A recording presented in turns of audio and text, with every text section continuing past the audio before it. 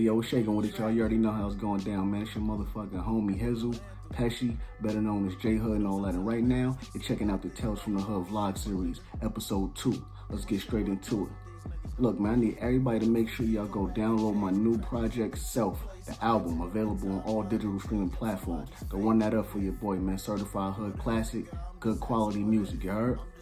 Alright, now let's get into it, man. On today's episode, we're going to talk about Mase. You know that boy got that new Puff diss out right now, and it's tearing the internet up. That nigga going crazy. So, you know, it's only right we speak about him, alright? So, for those that been following me since the beginning of my career, y'all know I'm originally from North Carolina, and I moved up to New York when I was about 12 or 13 and shit, right? So, when we first moved up to New York, we moved to a shelter in Greenburgh, New York, called West Hab. Alright, so when we moved to West Hab, it was my mother, my two sisters, and I. We met this lady who later became a friend of my mother. Her name was Sylvia, and she was from Harlem, right? I didn't know, you know, at the beginning that she used to live in the same building that Mase grew up in. All right, so I used to like be a Mase head. I used to be in the shelter talking about Mase all the time. I used to be playing him every day, 24/7, trying to dress like him, trying to talk like him. You know what I mean? I thought I was Mase. You couldn't tell me I wasn't Mase. So she knew, you know what I'm saying, that I had somewhat of an infatuation with that man. So she used to be telling me these stories about his family, you know, how they came up, how his mother was, how his twin sister was, and all this other type of shit. And I used to just be sitting there in awe of the stories and shit like that. So, like I said, my mom's befriended her and they became real tight and shit. Her name was Sylvia, if I didn't mention that already.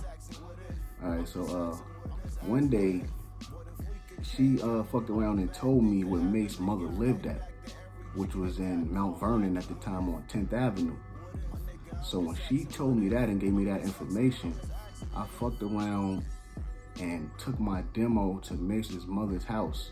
I went with my mother, you know what I'm saying? She escorted me over there. So we went to Mase's mother's house in Mount Vernon because I already had family in Mount Vernon anyway, so I was always there. So we went there on 10th Ave, and I bravely knocked on the door because at that time I was trying to get on by any means necessary. Like, I didn't give a fuck what I had to do as far as like going to find motherfuckers, you know what I mean, getting my shit out there, giving it to whoever. I didn't really care as long as motherfuckers heard my shit. I was trying to get my shit in the right people's hands, and you know what I mean, so hopefully it could fall in the right ears. So I knocked on the door and she came out and she was just looking. She like, "Man, help you?" I'm like, "Yeah, I don't mean to, you know, to bug you or nothing like that. I know you don't know me from a hole in the wall, but I am your son's biggest fan." You know what I'm saying? And on top of being your son's biggest fan, I'm a talented artist myself. And I'm just trying to do my thing out here. And, you know, I would appreciate if you could pass my demo off to your son. So she looking at me and shit. And my mom's like, "Yeah, you know, I'm here with him. We just want to see if you could possibly give his demo to your son and all that. Because he's like a huge fan of his. And, you know, that would be greatly appreciated if you could do that. If not, it's understandable, right?" So I gave the demo to her and she looked at me and we had a conversation probably for like 5 minutes, but I knew it had to be a little weird, you know, somebody just popping up at your crib and you don't even know how they got your address or nothing like that. So the situation was a little awkward, but she was like super cool and she took the demo. Whether she gave it to him or not, I really have no idea, but I just felt the need to do that because at that time, like I said, I was a Mase head, and if it's anybody that I wanted to be like, it was him. So I'm like, you know what? I'm giving my demo to him, man. Like I said, I was rocking my hat like him. I was trying to dress like him with the jerseys, all that shit, man. I didn't really talk like him for real, but I used to be on the phone talking to chicks like him and all that, like, now I mean, trying to emulate him from the skits on that Harlem World album.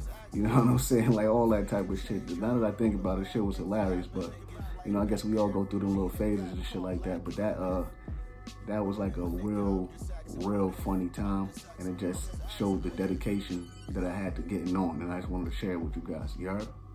Tales from the Hood. Let's get it.